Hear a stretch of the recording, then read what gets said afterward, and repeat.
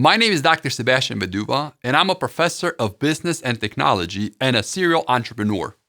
I want to welcome you to this course, which I have entitled The Returning Immigrant Entrepreneur. You probably know this already, but immigration is a global phenomenon. People born in one country decide to move to a different country in search of a better livelihood. Sometimes this is driven by war, famine, or a natural disaster. Other times it is determined by marriage or the opportunity to study or work abroad. We do not have exact statistics, but we know that most immigrants leave their nations in search of better jobs. In a sense, they are economic immigrants. It is for them and the people and organizations supporting them that I am filming this course. First, I would like to help immigrants become better entrepreneurs. Some of them already are, and a few of them have emigrated for entrepreneurial reasons. However, the majority of immigrants are low-wage workers toiling in less than perfect conditions. Now, I do not want to start a revolution, and I don't believe labor unions are the solution to workers' problems. I just want to encourage immigrants to be the best version of themselves. The 21st century is the century of entrepreneurship. Entrepreneurship generates innovation, and innovation can help society solve its problems. Because of their unique experiences, I believe immigrants make some of the best entrepreneurs. You may not realize this, but your experience and yes, your hardships have equipped you to be a great entrepreneur. I hope my course can have a small contribution to your success. My second, more controversial purpose is to encourage successful immigrant entrepreneurs to return to their homeland. Now, this can be a dream for some or a nightmare for others. I believe the most effective and cost-efficient method for developing poor nations are the returning immigrant entrepreneurs. I'm not advocating for government interventions or financial incentives. Those have their time and their places. I believe it has to start in people's hearts. So I'm filming this course for those entrepreneurs who are thinking of returning to their homeland, or for those who have already done so and need a little encouragement and guidance. I hope this course will be beneficial to you. Now, beyond this being an academic project which answers a real problem, this course is very personal to me. In a sense, it is my life story. The principles and practices I will share with you are some things I wish somebody would have told me, because I am a returning immigrant entrepreneur. So let me introduce myself and tell you my story.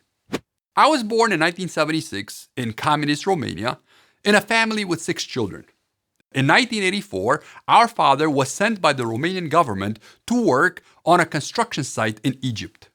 By 1986, he escaped from Egypt and emigrated to the United States of America. In 1989, along with my mother and my 2 brothers, we joined him in America. However, 3 months after we arrived, our father decided to leave us. Not having many choices, I had to become an entrepreneur at the age of 12. Without speaking much English, I went door to door asking people if they had any kind of work for me. I did a little bit of construction, a little bit of landscaping, and a lot of cleaning. Eventually, I got a constant job cleaning a stand at the famous Westside Market in Cleveland, Ohio. This introduced me to meat cutting. I started working for $3.80 an hour, and 4 years later, I was earning $15 per hour. By 1993, I became the manager at D.W. Whitaker's Meats, and I knew everything that was going on there. After the Christmas season, I went to my boss and I said that I want to buy 50% of his business and become his partner. He looked at me and refused. So I said, okay, if you don't have me as a partner, you're going to have me as a competitor. I borrowed $25,000 in 1994 and bought out another stand. Since I was only 17 at the time, I had to take out a loan in my mother's name. My first real company was a butcher shop, which I called Sebastian's Meats. By 1996, I realized that the meat cutting industry was limited, so I entered the insurance industry. By 1999, I finished my MBA, and I was hired by the University of Akron as one of their youngest instructors of business. From 1999 until 2004, I sold both the meat business and the insurance company, preparing to become an academic entrepreneur. While at the University of Akron, we received a State Department grant to study and develop entrepreneurship in my native Romania. During that time, I also did my first PhD in international entrepreneurship. At that time, I joined the teaching staff at Emmanuel University of Oradea, which is my hometown. There was a group of international business people who, together with the leadership of the university, were launching a business school. In 2004, I became an educational programs director with the Fulbright Commission in the Republic of Moldova.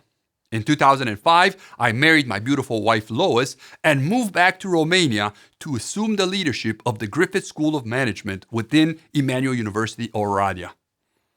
Honestly, I was a reluctant returning entrepreneur. My plan was to spend 6 months in Romania and 6 months in the United States. However, that was not feasible. Furthermore, I assumed that being in academia, I will just teach about entrepreneurship, not have to practice it. Boy, was I wrong. I had to quickly brush up on my entrepreneur skills just to survive and be able to feed my family. Now, since 2005, when I moved back to Romania, I have started over 20 companies, mainly with my former students. Most of them have failed, but a few of them have succeeded. Besides the startups I help initiate, I also work with approximately 15 or so business clients. I've had the privilege to train over 10,000 executives, predominantly in the information technology sector, and have had several initiatives in what I call the business civil society. I will come back to this concept later, as I believe it is one of the most potent instruments in transforming a nation. So this is the practical and theoretical experience, along with my education and research, which I will be bringing to this course.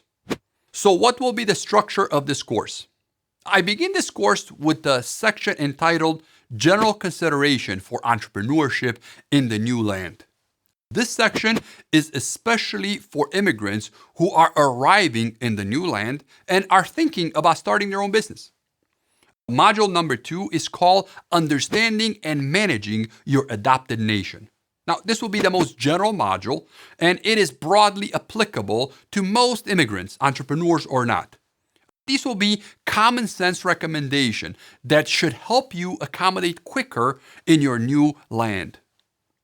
I call module number 3 From Hard Worker to an Entrepreneur. In it, I will talk about what makes a hard worker and what you need to know as you transition towards an entrepreneur. It is best to be used as a checklist before you quit your job and invest money into a new venture. In module number 4, I will attempt to answer the question, how can you identify new business opportunities? These principles are valuable in evaluating your business opportunities, whether in your new nation or your adopted nation. You probably have more than one option, and oftentimes entrepreneurs have a hard time deciding which option they should pursue. In module number 5, I will talk about the importance and benefits of education. Development, innovation, and transformation often come from education. I define education as the lifelong acquisition of knowledge and wisdom, not just degrees and certificates. We will next turn to the second part of the course, which I call Specific Skills and Practices for an Entrepreneur. This is a transitional part that is supposed to be valuable whether you remain in your adopted nation or if you decide to return. In module number 6, we will talk about the importance of marketing, sales, and innovation. More than any other skill, the ability to sell and establish a sales organization is a distinct characteristic of successful entrepreneurs.